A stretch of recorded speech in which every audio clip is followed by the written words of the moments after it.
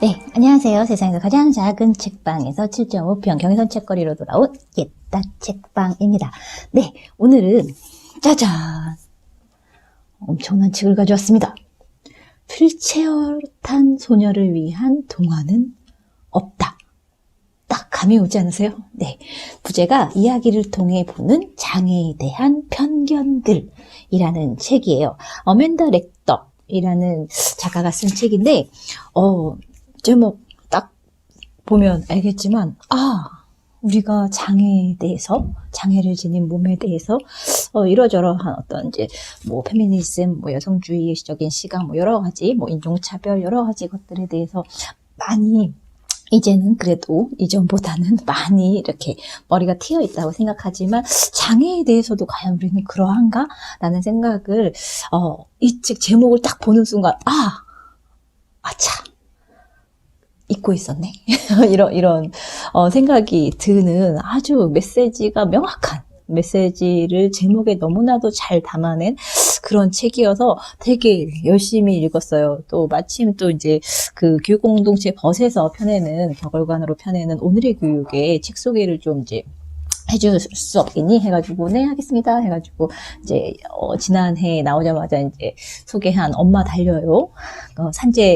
산업재해로 인해서 아버지를 잃은 아이와 엄마에 관한 이제 그림책 한 권하고 이 책을 소개를 하게 됐는데, 이제 제목이 이제 너무 메시지가 딱 명확하니까, 이 책으로 합시다 해가지고 이제 이 책하고 이제 두 권을 소개하게 됐는데, 생각보다 내용들이 촘촘하기도 하고, 단지 어떤 동화, 문학 비평, 이런 것들 뿐만이 아니라, 이 저자가 또 어렸을 때, 3살 때인가, 이제 뇌성마비로 인해서 다리를 이제 절개됐던, 그리고 지금도 이제 그게 남아있어서 장애인으로 살아가고 있는 여성이 쓴 이야기가 이제 같이 또 동화의 세계하고 이제 얼버무려져 있어서 되게 읽는 내내 재밌기도 하고 새롭기도 하고 많이 놓쳤구나. 그래서 반성도 많이 하고 조금 더 예민해질 필요가 있겠네. 이런 생각들을 하면서 보게 된 책이고, 그래서 많은 분들한테 좀 알려주고 싶다.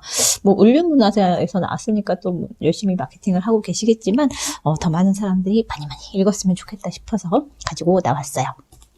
일단 저자 먼저 가볼까요? 지은이 어맨다 레덕. 에세이와 소설을 쓰는 작가로 캐나다와 미국, 영국에서 책을 출간하고 있다. CBC 논픽션상 등 여러 작품상의 후보로 지목되면서 주목받았다.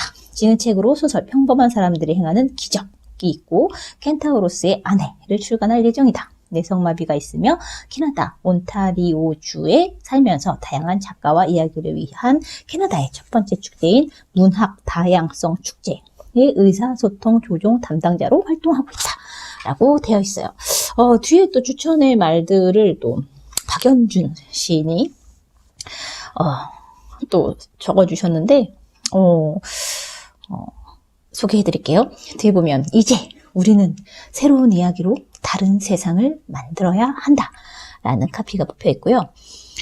이 책은 우리가 오랫동안 접해온 동화들이 장애를 향한 수많은 편견과 오해의 산시림을 드러내 보인다. 동화 속에서 장애는 주인공이 극복해야 할 결함이나 악당이 가지고 있는 특성으로 그려졌고, 이 세계관은 고스란히 우리 삶으로 스며들었다. 저자는 이렇듯 누군가를 차별하고 소외시키는 인식의 고리를 끊고 서로 다른 몸이 나란히 공존하는 세상을 그려가자고 말한다. 그리고 우리가 그동안 숨쉬듯이 받아들여온 비장애 중심주의를 전혀 다른 각도에서 돌아보게 해준다. 라고 되어 있고요. 박연준 시인 얘기로 들어가 보면, 장애가 다름이라면 동화는 교묘한 방식으로 다름을 응징해왔다. 저자는 주인공이 남들과 달라서 겪게 되는 고난에 주목한다. 주인공이 장애를 갖고 있어도 그건 극복의 대상이며 이야기의 결말엔 사라지거나 마법으로 해소된다. 이 책은 현실에서 장애를 갖고 살아가는 사람에게 동화가 어떤 식으로 박탈감을 줄 수 있는지 생각하게 한다. 이건 정말 생각을 못했어요. 동화가 우리에게 주입해본 정상성에 대한 기준, 미추에 대한 정의, 선악의 구분, 행복의 조건 등은 누군가를 배제하고 소외시키는 방식으로 전파되어 온 것은 아닌지 질문한다. 확신하건대 이 책을 한번 제대로 읽어보는 것만으로도, 밑줄 쫙 제대로 한 번만 읽어보는 것만으로도 의식의 지각변동이 일어날 수 있다. 세상은 개개인의 무수한 지각변동에 의해서만 바뀔 수 있다고 믿는 사람에게 이 책을 간곡히 추천하고 싶다라고 쓰여 있어요. 그리고 애덤 포틀 소설가 목소리의 저자는 이렇게 추천글을 올리셨네요. 레덕은 우리가 자라며 사랑했던 동화들을 골격이 보일 정도로 적나라하게 드러내며 장애를 생각하는 우리의 사고방식에 동화가 어떤 영향을 미쳤는지를 능숙하게 보여준다. 그렇더라고요. 우리가 잘 알고 있는 인어공주부터 시작해가지고 라이온 킹에서 이제 악당 역을 맡고 있는 스캇이라든지 헨젤과 그레텔, 무수한 백설공주 등등등등등 에서 나오는 그런 이야기들, 주인공들, 등장인물들의 이야기들 속에서 미쳐, 그랬겠네? 이걸 보는 장애인은 어땠을까? 장애인 소녀들은 어떤 마음이 들었을까? 마법을 기다렸을까? 마법이 생기면 나도 저렇게 아름다워질 수, 이런 생각들을, 이렇게 저렇게 하게 만들었던, 그래서 나의 지금 현재를 부정하고, 물리치고 극복해야 할 대상으로 많이 여겼을 것 같다. 이런 생각들을 많이 갖게 하면서 반성하게 해준 책인 것 같아요. 그녀가 들려주는 지혜로운 이야기는 우리의 마음에 깊은 인상을 남기며 우리가 수세기 동안 들어왔던 동화를 바라보는 방식을 변화시킨다. 그리고 가장 근사한 지점은 우리가 새로운 동화를 이야기할 수 있는 방법을, 우리가 새로운 이야기를 만들어 나갈 수 있는 방법을 제시한다는 것이다. 멋지지 않아요? 그래서 이 책 보면서 참 흥미로웠던 구절이 너무 많아가지고 어떤 부분을 소개를 하면 좋을까? 이런 생각을 하다가 그거 아세요? 디즈니가 흑인 공주를 주인공으로 하는 만화 영화를 만드는데 72년이 걸렸대요. 동남아시아 공주가 나온 데는 52년, 오스트레일리아 원주민 공주가 나온 데는 58년, 중국 공주가 나오는 데는 61년이 걸렸다. 하지만 아직 장애인 공주는 나오지 않았다.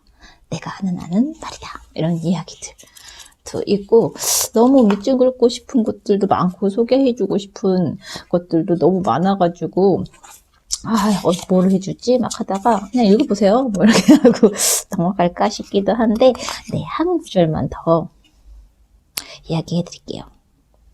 어렸을 때 이제 내성마비를 앓고 그 휠체어를 타다가 수술을 받고 그래도 이제 걸을 수 있게 됐는데, 보통 사람들처럼은 아니고 약간 이제 저으면서 걸을 수밖에 없었던 저자가 이런 이야기를 해요. 길고도 끔찍했던 5학년 내내 나는 생각했다. 이런 취급을 받고 싶지 않아. 왜 내가 이런 취급을 받아야 해? 난 왜 정상이 아닌 거지? 왜 다른 사람 아이들처럼 걸을 수가 없는 거지? 아이들은 모두 어째서 그렇게 못된 거야? 이렇게 시달림을 받던 친구가 이렇게 얘기를 하죠. 거의 30년이 지난 지금 그때를 돌아보면 매일 아침 버스를 타고 싶지 않아 두려워했던 그 어린 여자아이는 보지 못했던 여러 가지를 한꺼번에 볼 수 있다. 나와 함께 학교에 가던 아이들은 악마가 아니었다. 더구나 내 인생에서 끈질기게 사라지지 않던 악당, 나의 네메시스도 아니었다. 그 아이들은 그저 다른 방식으로 사회에서 살아간다는 것이 어떤 의미인지를 이미 너무나도 많이 들려준 사회에 반응하던 어린아이들일 뿐이었다. 안데레슨이 살았던 코펜하겐의 계층사회처럼 다름의 의미에 대한 그 아이들의 믿음은 모두 사회적 기대나 성공과 관계에 있었다. 학교 운동장은 이 세상이 잔인한 것과 마찬가지 방식으로 잔인한 곳이다. 그 이유는 우리 모두는 개인으로 있기보다는, 물론 개인으로 존재한다는 것도 사실이긴 하지만 집단으로서 어딘가에 속하고 섞이고 받아들여지기를 원하기 때문에 계층 안에서 자신의 위치를 위태롭게 하는 것보다는 무리에 어울리지 않는 사람을 피하는 손쉬운 방법을 택하기 때문이다. 토빈 시버스는 능력이라는 이데올로기는 가장 간단하게는 비장애인을 선호하는 형태로 나타난다.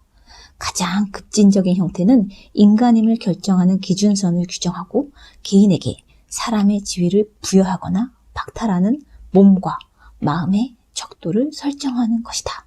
라고 했다. 아이가 없는 나무꾼이 말한다. 옛이야기 속에는 이제 아이를 못 낳아서 이런 여러 가지 이런 이야기들도 있잖아요. 어째서 나는 다른 사람들처럼 될 수 없을까? 아이가 없는 외로운 왕비가 말한다.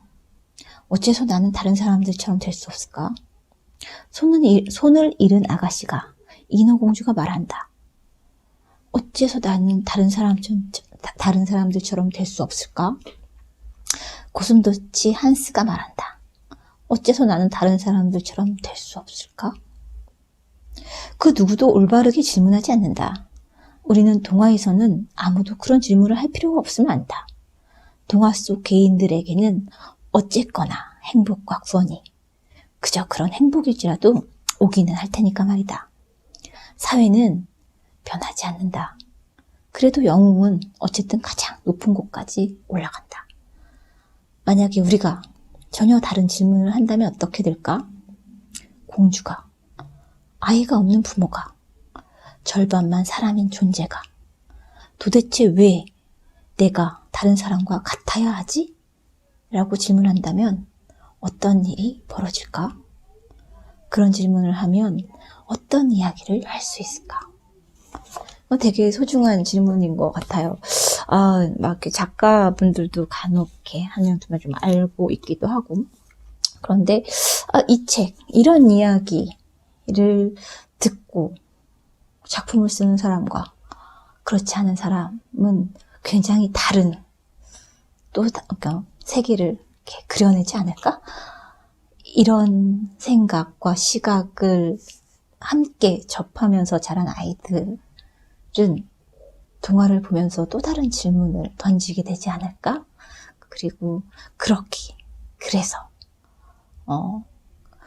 어떤 사회를 만날 때마다 여기에 휠체어가 올라올 수 있어야 하지 않아요? 휠체어도 다닐 수 있어야 내 장애인 친구랑 같이 공연을 보죠. 어딜 가죠. 이런 이야기들이 아주 자연스럽게 나올 수 있지 않을까? 그래서 여러모로 소중한 책이었습니다. 리뷰가 좀 너무 어설프지만 하다 보면 늘겠죠. 안녕. 많이 보세요.